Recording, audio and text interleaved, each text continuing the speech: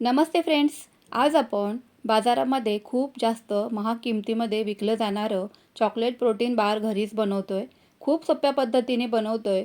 मुलं अतिशय आवडीने खातात. शिवाय इन्स्टंट एनर्जी आपल्याला हे खाल्ल्यामुळे मिळते. एकदा बनवून ठेवल्यानंतर भरपूर दिवस आरामशीर टिकतं. दिसायला जितकं छान दिसत आहे ना, तितकंच चवीलाही अप्रतिम लागतं. क्रिस्पी क्रंची असं आपलं इथे प्रोटीन बार म्हणून तयार होतो. मुलंसुद्धा ड्रायफ्रूट खाण्याचा बऱ्याच वेळेला कंटाळा करतात, तर असा प्रोटीन बार तुम्ही एकदा घरामध्ये बनवून नक्कीच ठेवू शकता. चला तर पटकन वेळ न घालवता रेसिपीला सुरुवात करूयात. एक लहान किंवा मध्यम आकाराची वाटी बदाम मी घेतलेले आहेत आणि बदाम सुरीच्या मदतीने अशा प्रकारे कट करून घ्यायचे. मिक्सरला फिरवायचे नाहीत. मिक्सरमध्ये जर ते फिरवले तर त्याची खूप जास्त बारीक पावडर तयार होते. तुमच्याकडे जर का चॉपर असेल, चॉपरमध्ये सुद्धा तुम्ही हे बदाम बारीक फिरवून घेऊ शकतात. खूप जास्त बारीक करायचे नाहीत. क्रंची आणि क्रिस्पी असे आपल्याला हा प्रोटीन बार तयार करायचा आहे.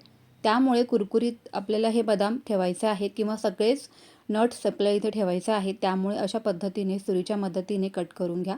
थोडासा वेळ जाईल, पण अगदी परफेक्ट आपले इथे हे बदाम किंवा सगळेच ड्रायफ्रूट चॉप होऊन जातात किंवा कट होतात. अगदी मी दाखवते त्याच पद्धतीने सर्वच इथे ड्रायफ्रूट मी कट करून घेते. सगळे ड्रायफ्रूट इथे चॉप करून झाल्यानंतर एका जाड तळाच्या पॅनमध्ये आपल्याला असे हे भाजून घ्यायचे आहेत. तूप वगैरे घालण्याची आवश्यकता नाही आहे. तर इथे मी 1 वाटी बदाम घेतले, अर्धी वाटी काजू, पाव वाटी पिस्ता घेतलेला आहे आणि त्यानंतर सगळे सीड्स घेतलेले आहेत, म्हणजे भोपळ्याच्या बिया, सूर्यफुलाच्या बिया, मगजच्या बिया, या सर्व इथे मी घेतलेल्या आहेत. यापैकी तुमच्याकडे जर का एखादं साहित्य नसेल तरीही चालणार आहे. तुमच्या आवडीप्रमाणे तुम्ही इथे ड्रायफ्रूटचं प्रमाण कमी जास्त करू शकतात. अगदी कमी गॅसवरती आपल्याला हे सर्वच ड्रायफ्रूट मस्त असे क्रिस्पी आणि कुरकुरीत होईस्तोपर्यंत परतून घ्यायचे आहेत 5 ते 7 मिनिटं. 5 ते 7 मिनिटांनंतर एका मोठ्या ताटामध्ये हे थंड होण्याकरिता काढून घ्यायचे आहेत. पुन्हा त्याच पॅनमध्ये आपल्याला 1 वाटी इथे मी ओट्स घेतलेले आहेत. ओट्स घातल्यामुळे प्रोटीन बारला बाइंडिंग खूप छान येणार आहे. शिवाय ओट्समुळे सुद्धा पोट आपलं भरलेलं देखील राहतं. आता हे सर्वच ओट्स थंड झाल्यानंतर मिक्सरमध्ये या पद्धतीने बारीक पावडर तयार करून घ्यायचे. पॅनमध्ये तूप घालायचं आहे 1 ते 1.5 चमचा आणि त्यामध्ये आपल्याला असं हे पीनट बटर घालायचं आहे. मोठे 2 चमचे इथे मी पीनट बटर घेतलेलं आहे. गॅसची फ्लेम अगदी स्लो ठेवायची आहे आणि स्लो गॅसमध्ये आपल्याला तुपावरती हे पीनट बटर असं परतून घ्यायचं आहे. लगेचच ते मेल्ट होऊ लागतं अगदी 2 ते 3 मिनिटांमध्येच. अशा पद्धतीने हे पीनट बटर मेल्ट करून झाल्यानंतर किंवा विरघळवून घेतल्यानंतर यामध्ये आपल्याला मध घालायचं आहे. ज्या चमच्याने मी इथे मिक्स करत आहे ना पीनट बटर आणि मध, त्याच चमच्याने मी 1 चमचा मोठा मध घेतलेला आहे. मधाच्या ऐवजी तुम्ही इथे गुळाचाही वापर करू शकता, पण गूळ मात्र किसून आवश्यक घ्या. आता वेलची पावडर घालायची आहे आणि सर्वच ड्रायफ्रूट जे आपण थंड करून घेतले होते तर ते आणि तयार करून घेतलेली ओट्सची पावडर या पीनट बटरमध्ये अशी घालून घ्यायची आहे.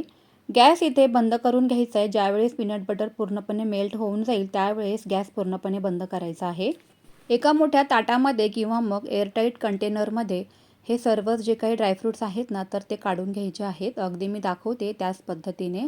इथे मी बटर पेपरचा वापर केला आहे, जेणेकरून हे जे काही आपलं प्रोटीन बार तयार होणार आहे ना तर ते अगदी लगेच डिमोल्टसुद्धा होऊन जाईल. पीनट बटर घातल्यामुळे खूप छान बाइंडिंग येऊन जातं. आता इथे चॉकलेट आपल्याला लागणार आहे.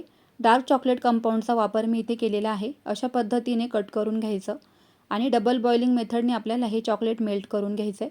तर खाली मी पातेलं ठेवणार आहे आणि त्यावरून हा बाऊल ठेवणार आहे. तर हा बाऊल जो आहे ना तो हीट प्रूफ आहे, म्हणजे हा जरी गरम झाला तरी तो तडा वगैरे जात नाही काचेला. तर अशा पद्धतीने तुम्ही हा बाऊल तुमच्याकडे असेल तर तो वापरावा किंवा शक्यतो मग स्टीलचं भांडं वापरलं तरीसुद्धा चालेल.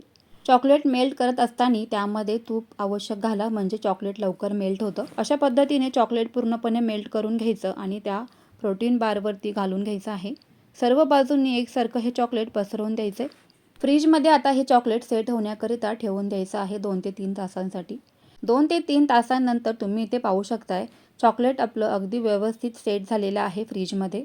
आता ते लगेचच बाजूला काढून घेऊयात. बटर पेपरचा खूप छान इथे वापर झालेला आहे. मस्त असं चॉकलेटसुद्धा अगदी डिमोल्ट होतं. तुमच्याकडे जर का असा बटर पेपर नसेल ना तर तुम्ही एखाद्या ताटाला किंवा ज्या डब्यामध्ये तुम्ही हे ठेवणार आहात ना प्रोटीन बार, तर त्या डब्याला तुपाने ग्रीसिंग करून घ्या तरी पण चालेल. मस्त असा आपला इथे प्रोटीन बार बनवून तयार झालेला आहे, तुम्ही बघू शकताय. पाहता क्षणी अगदी कोणालाही खाण्याची इच्छा होईल असा हा आपला प्रोटीन बार बनवून तयार होतो. सुरीच्या मदतीने तुम्हाला हव्या त्या आकारामध्ये तुम्ही हा प्रोटीन बार इथे कट करून घेऊ शकतात आणि एअरटाईट कंटेनरमध्ये असाच फ्रीजमध्ये ठेवून द्या किंवा वरती जरी ठेवला फ्रीजमध्ये न ठेवता तरीसुद्धा चालणार आहे.